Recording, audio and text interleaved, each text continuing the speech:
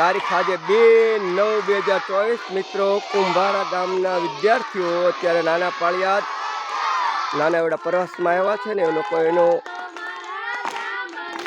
ધૂનનું આયોજન કરેલું છે ને ધૂન ગાય છે ને બાળકો જુઓ